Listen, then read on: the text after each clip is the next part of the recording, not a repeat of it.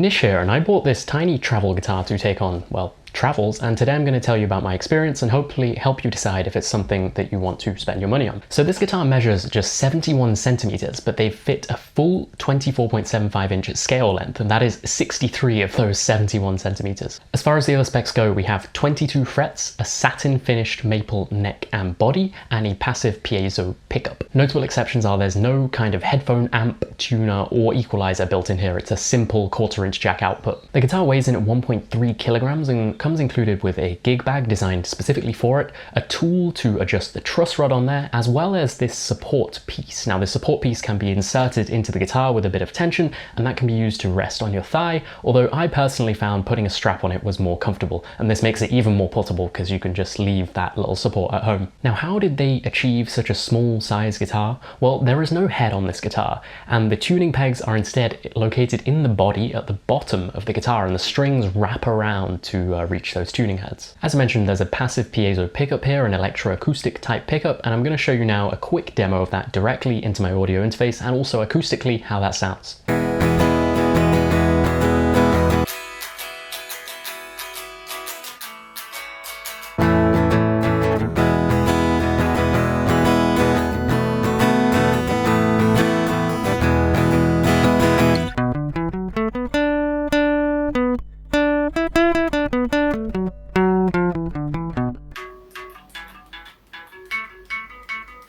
So how does the experience of this guitar compare to playing a real guitar? I have a Yamaha APX 500, which is what I use day to day, and so when I was traveling I had a direct comparison with that. First off, the neck feels very much like a normal full guitar because it is a full scale length. The spacing between the frets and strings is normal. The neck is very comfortable. It's more like an electric guitar neck than an acoustic one, but I found it to be quite similar to the one I have on the APX 500. The main difference for this guitar obviously comes from the fact that we don't have a body, and that has a few different impacts. The first one is normally on an acoustic guitar, you can rest your elbow or forearm on the guitar itself, and this naturally puts your hand in the right position. There is no such support point on this guitar, so it does take a little bit of adjusting to get used to strumming. Strumming in particular is the thing that I found to be weirdest because you don't have this ability to pendulum your arm like you normally do. The other thing is potentially with bar chords. It depends on your technique, but I typically use a little bit of leverage with my right arm when I'm playing bar chords, and you no longer have that option. Luckily though, the strings are very soft to press and the action is very low out the box, so I didn't have any problems playing bar chords at all. Another point that might depend on your right hand technique is there's no body, for example, to rest or anchor your pinky. Now this potentially is a bad habit depending on who you ask, so it could be a good way to avoid that habit, but it's just worth noting if you happen to do this a lot and you need to. The only other comment I'd say is when I was using it with a strap, it felt like the guitar was shifted a bit to the right. It felt like the frets were closer to me, but again, this isn't necessarily a problem. It even made it somewhat more convenient. All in all, the most important thing I would say, and I found, is that things I learnt on this guitar translated over to my guitar. For example, I learnt a song on there and then started playing it on my normal acoustic guitar, and it immediately transferred, and I think that's the most important thing. Before I move on to my pros and cons, please subscribe to stay tuned for more to the point tech content. The first pro for me is that neck that I mentioned. It's really playable and I really like the satin finish. I'm a big fan of satin finishes on necks. It makes it very easy to slide around. Very comfortable. I didn't have issues with thumb over techniques. And I should say the experience of doing scales and that kind of lead guitar playing is very, very good. I feel very dexterous on there, perhaps even more so than on my electroacoustic guitar. And in that sense, there really is no difference to playing this and playing a normal guitar. And to be honest, I found, even bending is really easy. And I think looking at this electroacoustic version, it's very similar to the Traveler guitar's electric version. And I'm pretty sure it's just the pickup that's being changed between those two models. The second major pro is portability. It's insane to me that you can fit a full scale length in a guitar this small. And that size gives you a lot of possibilities. For me, for example, I strapped this on the side of a motorbike and went traveling around. And that simply isn't possible with even a small acoustic guitar that has quite a big body. I've also successfully managed to smuggle this guitar onto a Ryanair flight without paying anything. I just slipped it on my shoulder and just walked past without, making any eye contact with the flight attendant people who are like checking you in. And I did find, to be honest, in those overhead luggage compartments, you can fit it on top of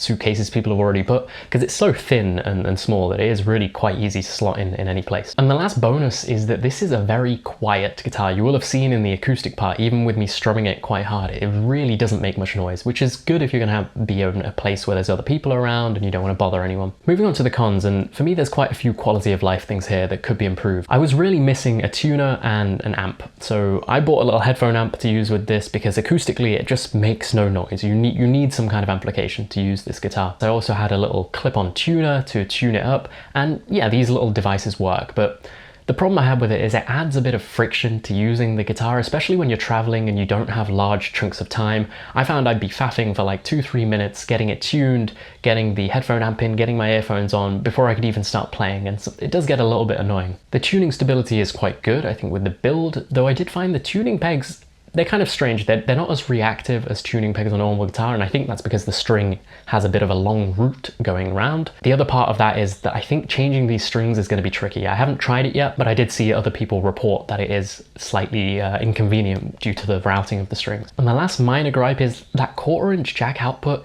It's a little bit non-standard. Like, I couldn't manage to get the strap locks I had on there, so kind of couldn't use it with strap locks. So if you want to use the strap, it's a bit of an awkward one. Lastly, objectively speaking, this guitar doesn't sound great. Acoustically, it doesn't make any sound, and plugged in, you know, it sounds okay, nothing special at all.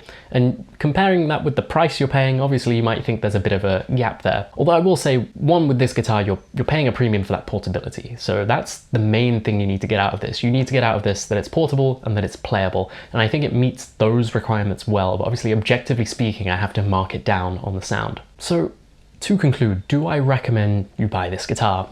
It's a tough one. One guitar that I've had my eye on now for a while is the Hush I, the silent guitar by Donna, and that is fairly similar to this one, but it has a tuner and it has a headphone amp, and for me those quality of life features would be quite handy. It does look a little bit bigger, maybe a little bit longer, but I still think it's in the same category as absurdly small, so I'm going to try and check that out if I manage to sell this one. But yeah, if you think the little gripes I've had aren't going to bother you, I still think this is a very well-made guitar, and it's definitely served me well over the month or two that I've had it and used it. And that is everything I wanted to say. Hope this review has been useful. Let me know if you have any questions or comments, or you think there's another portable guitar that's better than any of the ones I mentioned.